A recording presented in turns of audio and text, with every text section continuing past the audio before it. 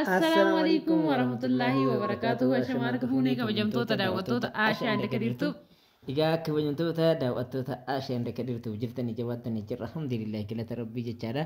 Egaa har'a akkuma argaa jirtan kana meeshaa baay'ee bareedaa ta'e qabannee dhufnee jirra. Meeshaa obboleettii teenna Misraati. Akkuma argaa jirtan meeshaan kun meeshaa Sumaalee isa jedhamu kanaadha jechuudha. Egaa meeshaan Sumaalee haala kanaan nu biratti hojjetamee baay'ee bareedee jechuudha. Akkuma san mana isii keessa Arabiyaan majlisii isii wajjin maachii taheetiin hojjennee fi bifa kanaan istiidiyoodhaaf amma qopheessinee jira jechuudha. Meeshaa kan akka isinillee laallattu akka isinillee mootu namoonni birallee akka xalabataniif viidiyoo isinii maraa jira jechuudha. Meeshaan Misraa har'a godina Arsii godina Arsii aanaa godina Arsii achi magaala Maasallaa deema jechuudha. Meeshaa kana haga dhumaatti nullee yoo Rabbi jedhee hojii deemnee haga manatti galchina. Warroonni chaanaalii keenya kanaaf haaraa taatan subscribe gochuun gara chaanaalii keenyatti kottaa. Warroonni immoo maamila keenya taatan immoo hiriyoota keessaniif share godhaa isiniin jenna kabajamtoota daawwattoota keenya. Aashalleen asiin akkuma argaa jirtan kana kunuuna bira jirti yaada isaa irraan haasaa jirti jechuudha irraa haasofti. Hayyee daawwattoota keenyaa share like subscribe gochuun raafatina isiniin jedha. Daawwattoota keenyaa warra lakkoofsa duraa keenya barbaadan duwwaa 9 77 69 66 50 jechuudha. Nima WhatsApp Telegram qabna. Daawwattoota keenyaa sagalee kana garuu jalatti jirra dhiifamamaa inni haasaa isin dubbatte akka nuun hin jenne isiniin jedha daawwattoota keenyaa. Akkuma argitan kana tara haasaa jira jechuudha. Daawwattoota keenya sagaleen yeroo sadii xiqqoodhas nuun jenne kanaaf irraa qayyaraa jirra. Meeshaan kun meeshaa hedduu bareedee baheedha. Daawwattoota keenya tokko isaatiin gatii isaallee isin teefna majlisni ajaa'iba hojjetatte jechuudha. Misraan akkuma argitan kana kadir keessa deddeemee isin agarsiisaa jiraan immoo yaada kiyya isin ibsaa jira jechuudha. Daawwattoota keenya meeshaa jennaan meeshaa isin teef fakkaatiin kaameraamaaniin fooziyaan waraabaa jira yeroo ammaa kanatti kadir seeran itti siisee isin agarsiisaa booda ni ilaaltanii. Ammaan haga dhuma viidiyoo keenyaan wajjin turuudhaan viidiyoo laayik godhaa isiniin jedha. Asitti illee firaashaaf tiraasii fi meeshaa xiqqoo wanta akka eelee rakabooti qabdi. Asitti iddoo hanqannan akkasitti baafne jechuudha. Meeshaan Misraa meeshaa xiqqaa miti majlisa kaarii 11 daawwattoota keenya. Kana jecha haga dhuma viidiyoo keenyaan wajjin yoo turtan gatii majlisa kanallee waa hundaa isin agarsiifna jechuudha daawwattoota keenya. Hayyee akkuma argitan kana majlisni kun daawwattoota keenya abbaatti kinasii soddomaati.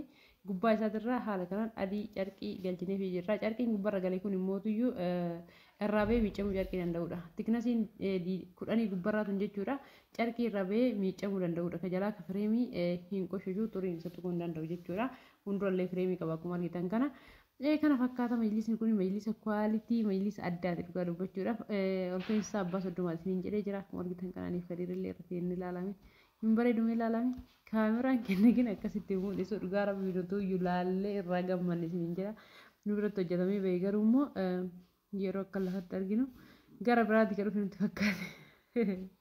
Hedduu namatti tola isiniin jechuudha barbaadda. Otoo kenna sagaleen kiyyaa fi kaammaatiif yeroo sanii baddaan isin ta'e dhiifama isiniin jecha. Akkuma argitan kana kadir masaafaa adda addaa babban isin agarsiisaa jira. Hedduu namatti tola dhugaa dubbachuudhaaf meeshaan kunniin meeshaa kwaalitiirraa hojjetama akkuma isin argitan kana masaafaan isaa shaatarii qaba. Bananii cufuufillee hin ulfaatu isiniin jechuu barbaadeti.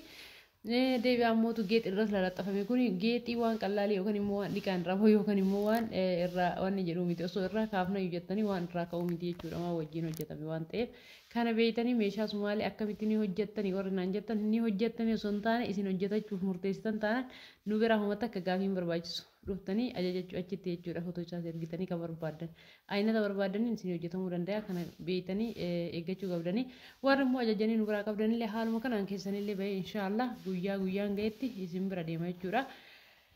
Kana fakkaatu isiniin jedha daawwattoota keenya direesiin kana keessatti wanni lafarraa wanni keessatti mul'ataa jira. Dhiifama xiqqoo ababaa wanni walli lafarra afame kun keessatti mul'ataa jira. Dhiifama isiniin jedha. Asituma akkuma argitan kana mee ilaalame ampuuliin akkaan dasana jetteedha dhugaa dubbachuudha yoo taate mircaa keenya marannee irratti galchinee fi waan akkaan dasana beektu achirratti immoo bakka ifaa fi dhaamsuun jiru kanarratti jechuudha. Sokkeettii qaballee sokkeettii achumarra chaarjaritti chaarjeffatan qaba. Hedduu namatti mijaa'aa sa'aatii barbaadanitti dhaamsitanii sa'aatii barbaadanitti ibsuu dandeettanii osoo gaadaa keessa ta'e ifaan achillee gad ifaa jiraa fi malee ifaa achitti gad ifaa jiraachuu baate hedduu bareeddi ampuuliin tun jechuudha daawwattoota keenya. Isiin takkattiin gama tokko jirtuun bichaan qarshii 2,500 bitamti lamaan isii 5,000 jechuudha. Algaa kana sumarramee ilaalame wanti isaarra jiru kun hundi adda addaan haala kanaan bitame irratti gala. Gatiin isaa itti xiqqaata malee itti guddata jedhee hin yaadu daawwattoota keenya maaliif waan gaarii takka gizee takka hojjetatanii yoo manaan gayattan gizee hundi isin fayyada jechuudha. Akkuma argitan kana firaashallee firaasha tokkoffaa nama barbaachisetti firaasha tokkoffaatti bitamee fi jira. Akkuma argitan kana hedduutti kan isin isallee ol kaa'aadha hedduu firaasha bareedaa ta'edha. Alga kana bichaaf osoo hin taane warrummaan algaa kanneen qabdanillee firaasha kana irra galfatan baay'ee bareeda isin jedha. Daawwatta kenna gatiin firaasha kanaa qarshii 16,000 daawwatta kenna bubbulee jira. Misiraan iddoo meeshaa kan dubaratti ajajattee totturee jira jechuudha. Daawwatta kenna meeshaan isii akkuma argitan kana hundi isaa meelisaa fi dolaamni algaan waan hundi isaa maachidha jechuudha. Daawwatta kenna hedduu meeshaa namatti toluudha. Biffeen akkasanitti istaandii wanta maachisa godhu jira meeshaa isii hunda keessayyuu jechuudha. Hedduu waan namatti toluudha itti yaadamee hojjetame jechuudha. Kalarii carqii kana kalariin isiin filatte carqii duraanii wayii ture kana sii wayya jennee carqii amma dhufe jechuudha. Nuti filachiisee haala kana irratti galchinee fi hedduu irraa gammaddee jirti isilleen. Inshaallah rabbiin nama galee gammachuun keessa jiraatu rabbisii haa taasisu inshaallah rabbii yaada muraadisii guutee fi mana isiitti rabbi nagaan isii haa galchu du'aayii godhaaf komentii isillee ni dubbistii waan ta'eef. Akkuma argitan kana beebii tiraasii kana immoo aynata lamaan hojjennee fi takka dhedheertuu takka immoo kibbii jechuudha. Hedduu babbareedanii gatiin algaa kana daawwattu kenna qarshii 75,000 wanti dabalee hin jiru jechuudha. Yeroo dura hojjennullee 75,000 hojjetame ammallee akkasuma asitti immoo direesiingiin akkuma argitan kana hedduu bareedii dhugaa dubbachuu yoo taate direesiingii kanarraa waan isirraa hafe hin jiru jechuudha. Akkuma argitan kana akkuma viidiyoo irra jirutti hojjennee fi gadi buufnee fi jirra gatiin isii qarshii 32,000 meeshaa hedduu ajajattan garuu 30,000 isin hojjechuu dandeenya yeroo ammaa kanatti jechuudha. Akkuma argitan kana dolaaba kana daariin kun uffata fannooti jechuudha. Gara jalaatiin immoo wanta akka koonfartii bidilibsii wanta gurguddaa jedhamee jechuudha. Achi jala akka kaa'amuuf banaa goonee hambifnee jirra. Ka'ixaan immoo akkuma argitan kana uffata dachaafamee kaa'amu balbala lama jechuudha. Asittillee bakka uffanni dachaafamee kaa'amu hedduu uffata dachaafama kaa'achuudhaaf hedduu namatti mijaa'udha. Asitti immoo akkuma argitan kana mastaawatiin kun akkuma gaaf tiraasitti ilaalame akka dhadha'ee isin agarsiisaa ture garuu yeroo san sagalee hin dhaga'ama sagalee jala balleesseera waan ta'eef amma dhadha'uu kiyya malee sagalee hin dhaga'amu inni kun mastaawatii miti. Akkuma isinitti hime faafrikaadha haaluma kanaan hojjetamee dhufa gatiin isaa hedduu guddiidha garuu immoo bakka fedhametti biyya fedherraa biyya fe'etti fe'amee waan akka hin caba jedhamee wanni yaadan tokko hin jiru jechuudha. Ka'ixaan illee akkasuma kun akkuma argitan kana bakka uffata dachaasan kaa'amu biyya keenya keessatti uffanni dachaafamee kaa'amutu irra baay'ata jechuudha. Sababni isaallee namni keenya akkasuma uffata fannoo ittiin fayyadamu yoo ta'ellee uffata hedduu qaba jechuudha. Iddoon uffata fannoo qabu sun illee iddoo bal'aadha waan ta'eef gahaadha jedhanii yaada jechuudha. Daawwatta keenya tiraasiin gololaatti lafa buute dhiifama. Asitti immoo akkuma argitan kana xarabbeeza majlisa kanaa jechuudha. Xarabbeeza hedduu bareedaa ta'edha laalame hedduu namatti tola gamaa gamanaa teessoo 4 qaban. Xarabbeeza 4 qaba akka garaachaa immoo akkuma argitan kana ispoonjiin keessa galee hedduu bareedee hojjetamee fi jira. Majlisa kwaalitiidhaaf teessoon garaachallee kam akkasii kwaalitiitu barbaachisa waan ta'eef jechuudha. Daawwatta keenya hedduu meeshaa bareedaadha. Kaameratu haganaayyuu kwaaliti isaa gadi buuse jechuudha. Osoo ijaan argitanii hedduu isinitti tola. Hundumaafuu yaan kana hunda isinitti faarsuu osoo hin taane haati qanii galtinni argiti isinillee immoo warri bitattan warra ammaa ajajattanillee qanii ajajattanii mana keessan isinii ga'e arguu dandeettan jechuudha. Taan immoo viidiyoo irratti aga dandeenyu isin agarsiifnee jirra.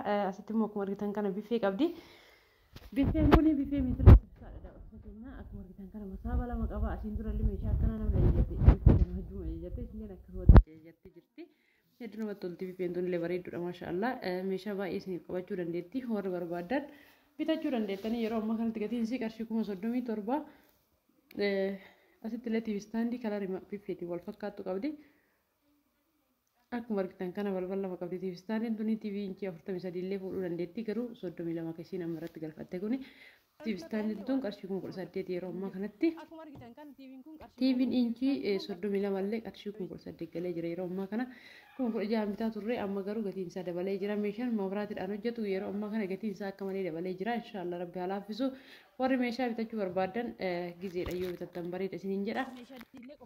Egaa akkuma argaa jirtan kana egaa kabajamtoota daawwattoota keenya akkuma argaa jirtan kana ashan gatii meeshaalee kanallee hunda isinitti himtee jirti. Kana bicha miti misiraan jechuudha nama akkaan hayyuudha. Akkuma san immoo nama karooraan fayyadamudha jechuudha. Kana yoo jedhu ummiin tiyya gaafa dhufteetiin mana keenya bira dhufte arba majlisiin ol ka'a waan ta'eef gadi buutee na bira wajjin na bira teettee haala kanaan iddoo kanatti immoo na bira buna yeroo an dhaabu na bira teettee du'aa na haagotu jette firaasha lama tiraasii jaha wajjin akkuma san immoo dakka afur wajjin binnee fi haala kanaan bifa baay'ee bareedaa ta'ee fi kalarii baay'ee bareedaa ta'een qulqulluudhaan hojjennee fi jira jechuudha. Asitti rakkabuuti abbaa gadaa garti aashan argisaa jirti baay'ee mee namatti tolu meelaa lama maashaallah. Dalam ashan ne buna sin dabdu ya dan buna dabar ti sagale iru kanatti jechuudha dhuga dubbachuu tanan ashan sagaleen jala xiqqishoo qulqullina qabaachuu dhabnaanin wanna jenne ashan itti deebitee gatii isinitti himtee jechuudha ammallee itti deebi'aa ashan. Hayyee daawwattoota keenya akkuma argitan kana iddoon kun iddoo bunaaf qophaa'e jechuudha. Sambicha osoo hin taane ifa aduun akka malee irratti ba'ee bakki mana keessan wanqatee kalariin isaa fokkate malee dhugaa dubbachuu carqiin kun hedduu bareeda kalariin isaa. Akkuma argitan kana immoo masoobii babbareedduu kana lamaan binnee fi jirra. Masoobiin daabbootuun haguma fedhallee osoo ol fuudhaa oltanii kurree irraan baramu hodhaanis illee akkuma argitan kana hedduu bareeddi daawwattoota keenya. Yeroo ammaa kana qarshii 3,000 masoobiin daabboo kuni akka biddeen ammoo qarshii 3,500 galeera. Asitti immoo eelee qoraanii barbaadattee eelee qoraanii binnee qopheessineef jira jechuudha. Daawwatta keenya akkuma argitan kana rakabooti abbaa gadaa meeshaa mana keessaa waa xiqqoo bitatte meeshaa guguddaadha isiin kasirratti bitatte hedduu meeshaa nama jirudha. Daawwattoota keenya viidiyoo laayikii gochuudhaan isinillee warri bitachuu barbaadan heloo jechuu dandeettan karaa wasaappiitiin koottati waan barbaadan kamuu ajajuu dandeettan jechuudha. Egaa kabajamtoota daawwattoota keenyaa ashaan sagaleen isii dadhabee jira xiqqishoo na jalaa bishaan haga dhugduu jechuudha. Akkuma isin kanaan dura isin jenne meeshaan kun baay'ee meeshaa kwaalitiidha.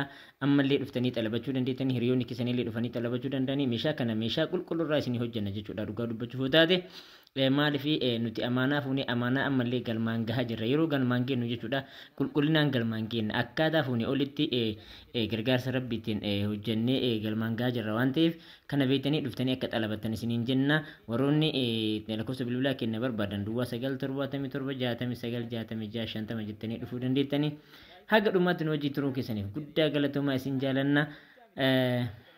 Isinillee akka mana keessan ajajattanii bareechattan abdii isinirraa qabna. Asumaan xumurree jirra. Assalaamu alaikum warahmatullahi wabarakatuh. Bye bye.